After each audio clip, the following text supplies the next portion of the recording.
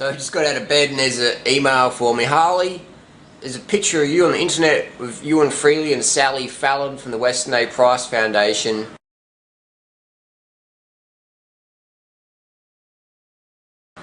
Is this picture genuine? Did you guys go paleo, primal, low carb, high grease, high fat, grass-fed butter in your arteries? Did you guys do that? How come you look so fat?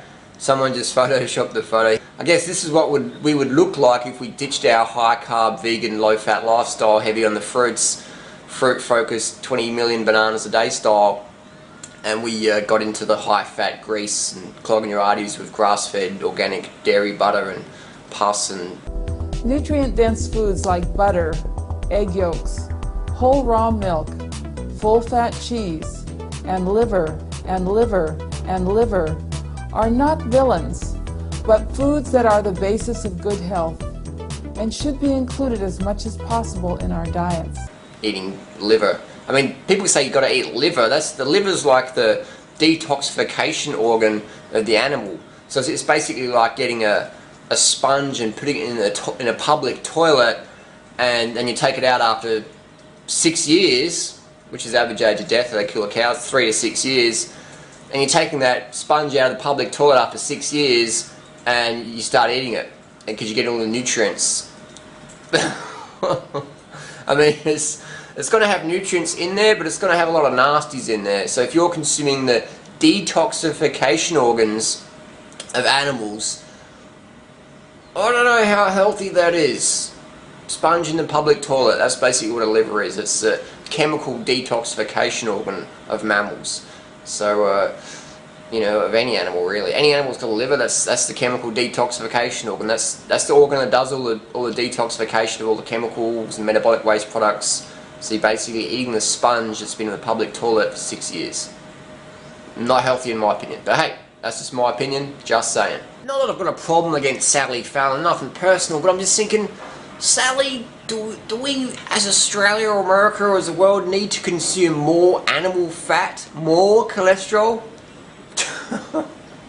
more saturated fat? I just got out of bed and I'm like, man, that just doesn't make sense. Maybe it's because I got out of bed, but eating more saturated fat, cholesterol, animal metabolic waste products, it doesn't sound, maybe I just got out of bed, but that doesn't sound right to me. It doesn't sound like a good plan. It doesn't make any sense. Like, in Australia we have like one of the highest rates of obesity. Actually, we're the most obese Western nation on the planet now. We just, you know, topped out America. And we actually consume more grass-fed animal products than anyone on the planet. We produce more, we consume more. That's just come to Australia and have a look around. But hey, maybe it's because we're getting fat from eating organic bananas, which we don't eat. I mean, you go to people's trolley carts at the checkout, the supermarket, and you see them dairy, meat, eggs, and the dairy and meat are all grass-fed. They're all grass-fed because that's what we do in Australia. We grass-feed our meat and dairy industry. This is how we do it.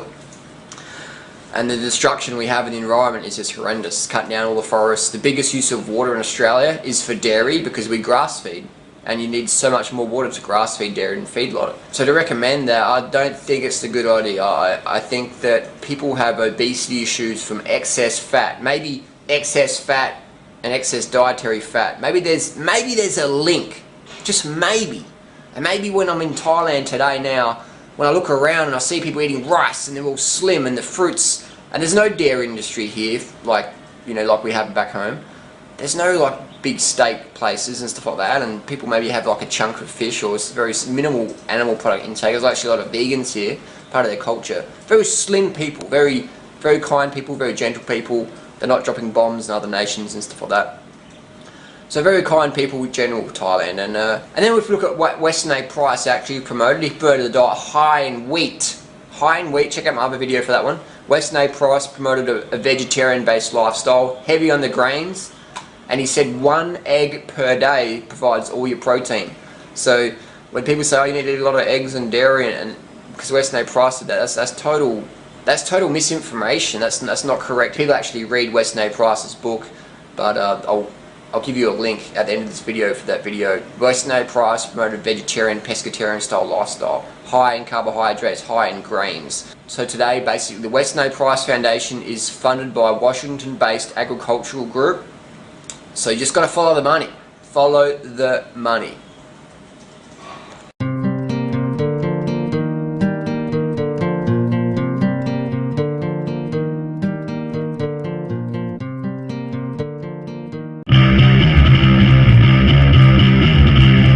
So here we have Weston A. Price book. If you can see me there, you go, it's better. Weston A. Price, Nutrition and Physical Degeneration by Weston A. Price. Book written in the 20s. Big book, big chunky book. And this is the book